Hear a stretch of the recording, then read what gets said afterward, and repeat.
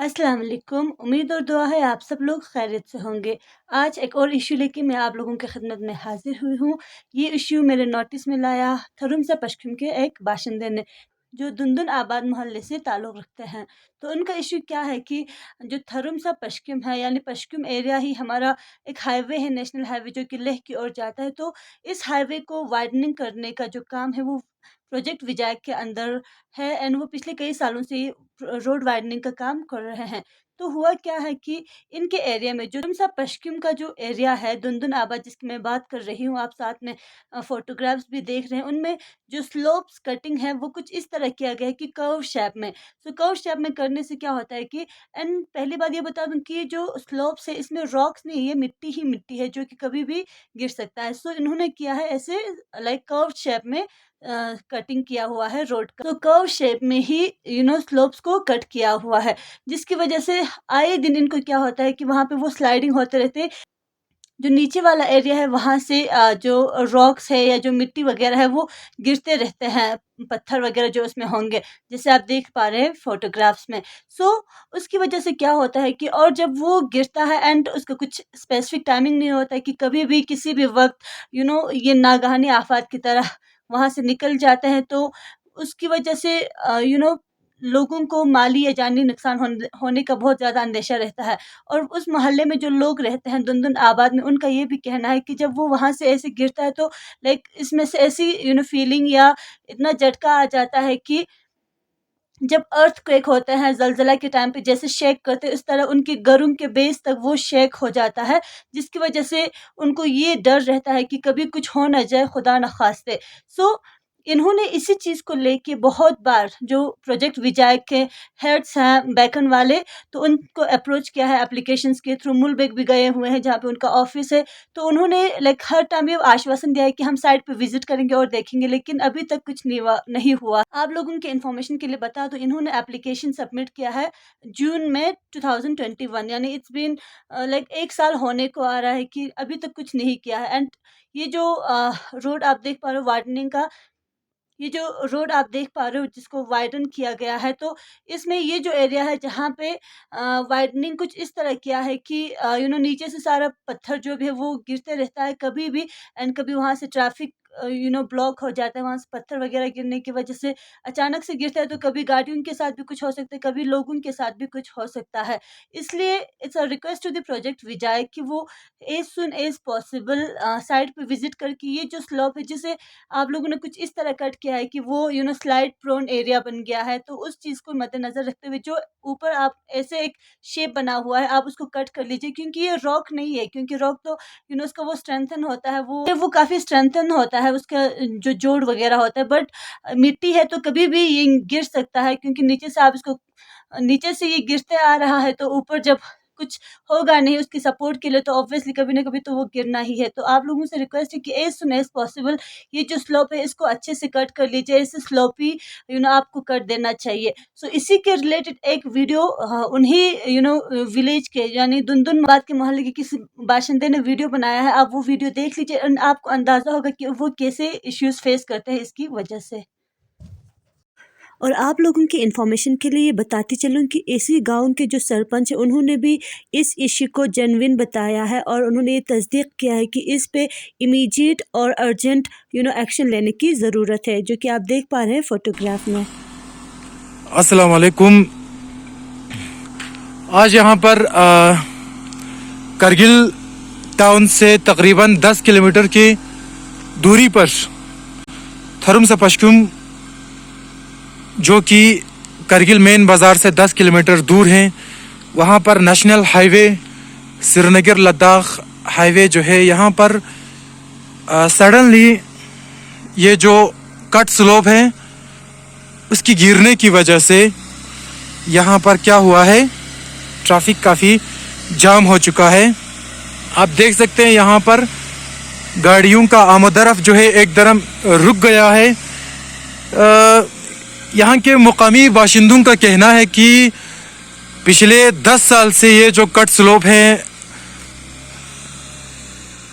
तकरीबन 60 फीट इसका ऊंचाई है। कहना है कि ये जो कट स्लोप है वो हर साल गिरता है और उनकी घरों को भी काफ़ी ज़्यादा नुकसान हो रहा है।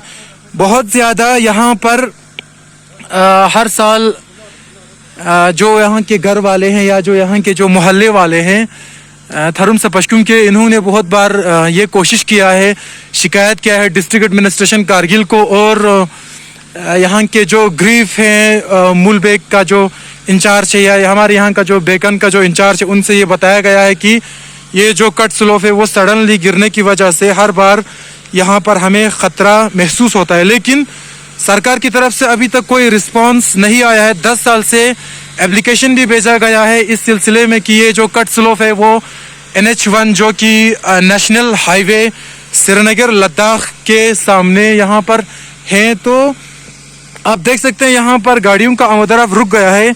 अभी अभी ये जो गाड़ी है यहाँ पर वो थोड़े से ही मतलब फीट की वजह से बच गए हैं।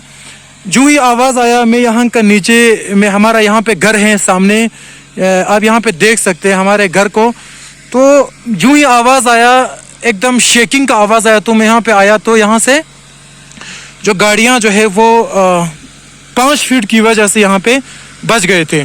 तो कहने का मतलब ये है कि यहाँ के बाशिंदों का भी कहना है कि सरकार की तरफ से अभी तक कोई मतलब रिस्पांस नहीं आ रहे हैं, जिसकी वजह से इनकी घरों को भी नुकसान है।